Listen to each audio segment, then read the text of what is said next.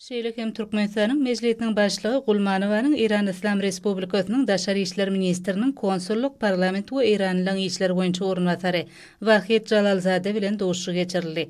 Dowuşyň başynda Türkmenistan bilen İran İslam Respublikasynyň arasynda syýasy, ykdysady, medeni, insanperwer, sögda we beýleki gurulary boýunça köp taraplaryň häsiýete eýe bolan hyzmatdaşlyk gatnaşyklaryny parlament diplomatiýasynyň üssü bilen gollamak hemde geljekde berkitmek barada pikir alşmalar boldy.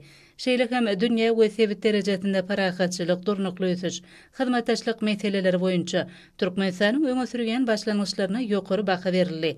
İran İslam Respublikasynyň Daşary işler ministriniň ornatary dowuşyň dowamyny iki ýurdun parlamentleriniň arasynda parlamentary gatnaşyklaryň berkitilmeginiň kanun çykarjylygy işinde tejribe alşylmagynyň, iki taraplaryň esasy döredilen parlamentary dowluk toparlarynyň işçiliginiň artdyrylmagynyň, urduş komitetleriň arasynda ýakyn gatnaşyklaryň ýoly goýulmagynyň tarapdarydygyny bellädi.